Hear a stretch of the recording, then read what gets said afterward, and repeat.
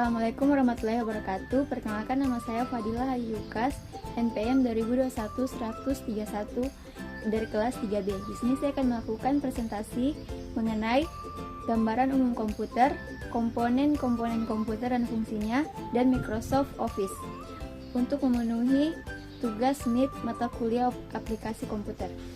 Yang pertama ada gambaran umum komputer.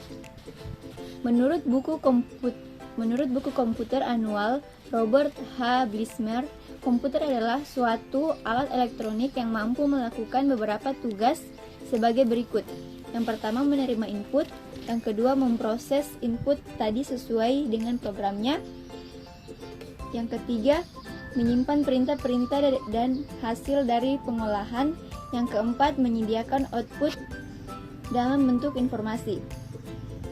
Selanjutnya, menurut buku Computer Today Donald H. Sanders, komputer adalah sistem elektronik untuk memanipulasi data yang cepat dan tepat, serta dirancang dan diorganisasikan supaya secara otomatis menerima dan menyimpan data input, memprosesnya dan menghasilkan output di bawah pengawasan suatu langkah-langkah instruksi-instruksi program yang tersimpan di memori.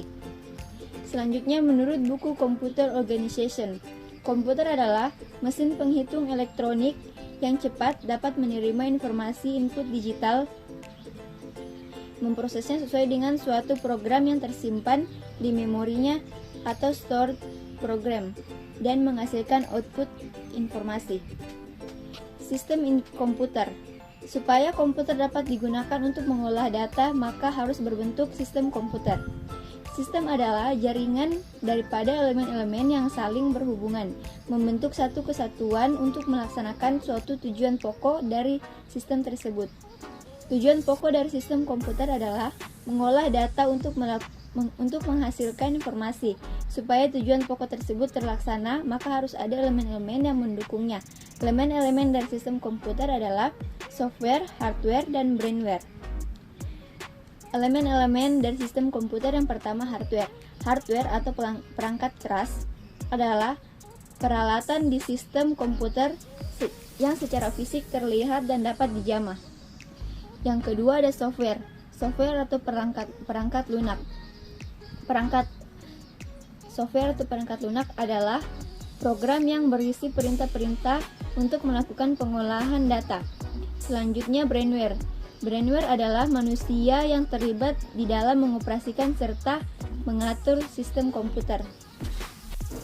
Selanjutnya, satuan kapasitas memori komputer. Satuan memori 1 byte, kapasitas 8 bit atau 1 karakter. Satuan memori 1 KB atau kilobyte, kapasitas 1024 byte. Selanjutnya, satuan memori 1 MB atau megabyte, kapasitas 1024 KB. Selanjutnya, satuan memori 1 GB atau gigabyte, kapasitas 1024 MB. Satuan memori 1 terabyte, kapasitas 1000 GB atau 1 triliun bit. Selanjutnya, siklus pengolahan data. Yang pertama ada origination. Tahap ini berhubungan dengan proses dari pengumpulan data yang biasanya merupakan proses pencatatan atau recording data ke dokumen dasar. Yang kedua ada input. Tahap ini merupakan proses memasukkan data ke dalam proses komputer lewat alat input. Yang ketiga processing. Tahap ini merupakan proses pengolahan dari data yang sudah dimasukkan yang dilakukan oleh alat pemroses yang dapat berupa proses menghitung, membandingkan, mengklarifikasikan, mengurutkan, mengendalikan, atau mencari di storage. Selanjutnya ada output. Tahap ini merupakan proses menghasilkan output dari hasil pengolahan data ke alat output, yaitu berupa informasi. Selanjutnya distribution. Tahap ini merupakan proses dari distribusi output kepada pihak yang berhak dan membutuhkan informasi. Selanjutnya ada storage. Tahap ini merupakan proses perekaman hasil pengolahan data ke simpanan luar atau storage. Hasil dari pengolahan yang disimpan di storage dapat dipergunakan sebagai bahan input untuk proses selanjutnya. Selanjutnya ada komponen komputer dan fungsinya. A. Komponen komputer hardware umum. Yang pertama, casing komputer atau casing CPU. Casing komputer atau casing CPU merupakan komponen komputer perangkat keras terluar di mana fungsi casing komputer yaitu sebagai tempat-tempat meletakkan dan memisahkan komponen utama komputer seperti unit pemrosesan dan unit penyimpanan. Kedua, motherboard atau mainboard. Motherboard berfungsi sebagai tempat penyedia akses dari seluruh komponen komputer yang ada untuk saling terhubung satu sama lain sehingga terjadi proses input-output berbagai instruksi data. Yang ketiga, fan PC cooler. Fan PC cooler atau panggilannya kipas casing PC berguna untuk mengatur sirkulasi udara di dalam PC sehingga panas yang dihasilkan bisa dialirkan keluar. Yang keempat, power supply. Fungsi dari power supply untuk mengatur suplai daya ke semua komponen komputer terutama ke komponen di motherboard. Selanjutnya, komponen komputer process device. Yang pertama, prosesor atau CPU. CPU atau Central Processing Unit juga sering disebut prosesor karena fungsi utamanya untuk memproses data pada komputer. Yang kedua, VGA atau GPU. Fungsi kerja VGA card sama saja dengan fungsi prosesor. Hanya saja VGA terfokus untuk mengolah data berupa grafis. Yang ketiga, LAN card. LAN card atau NIC adalah hardware kartu jaringan yang berfungsi untuk menghubungkan komputer dengan jaringan internet kabel atau LAN. Yang keempat, WLAN card. WLAN card dengan nama lain wireless LAN card adalah perkembangan dari LAN card yang dulunya hanya berupa akses kabel saja. Fungsinya sama persis untuk menghubungkan komputer dengan jaringan internet. Selanjutnya, komponen komputer storage device. Yang pertama, hard disk.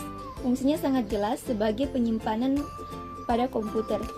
File, program atau foto atau video kamu akan disimpan di sini. Yang kedua ada RAM. RAM atau Random Access Memory, yaitu perangkat keras pada komputer yang berfungsi untuk menyimpan data sementara ketika komputer dioperasikan. Yang ketiga ada ROM. Fungsinya untuk menyimpan data tersebut tidak bisa dimodifikasi seperti data BIOS. Selanjutnya ada Microsoft Office. Microsoft Office adalah perangkat lunak paket aplikasi perkantoran buatan Microsoft dan dirancang untuk dijalankan di bawah sistem operasi Microsoft Windows atau Mac OS X. Beberapa aplikasi di dalam Microsoft Office yang terkenal adalah Excel, Word, dan PowerPoint. Microsoft Office ini pertama kali diumumkan oleh Bill Gates pada tanggal 1 Agustus 1988 di Comdex, Las Vegas. Pada awal rilisnya, paket perangkat lunak dari Microsoft ini bernama Office Suite. Selain itu, Microsoft juga memposisikan Office sebagai platform pengembangan untuk perangkat lunak lini bisnis di bawah merek aplikasi bisnis Office. Microsoft Office sangat berguna dalam mengolah dan menghasilkan berbagai data yang difokuskan, seperti membuat surat, menyimpan data penting, membuat slide presentasi, mengirim email, serta melakukan video call. Diketahui bahwasanya pengguna Microsoft Office paling banyak menggunakan versi desktop yang tersedia untuk PC dengan sistem operasi Windows dan macOS. Kemudian, tidak tanggung-tanggung Microsoft juga mengelola aplikasi seluler untuk Android dan iOS. Lebih lanjut, Office juga tersedia dalam versi web, dalam artian pengguna dapat menjalankan Office di dalam web browser. Jenis-jenis Microsoft Office. Yang pertama, Microsoft Word. Kedua, Microsoft Excel. Ketiga, Microsoft PowerPoint. Keempat, Microsoft Outlook. Kelima, Microsoft OneNote. Keenam, Microsoft OneDrive. Dan ketujuh, Microsoft Teams. Sekian dari saya, lebih dan kurangnya mohon dimaafkan. Assalamualaikum.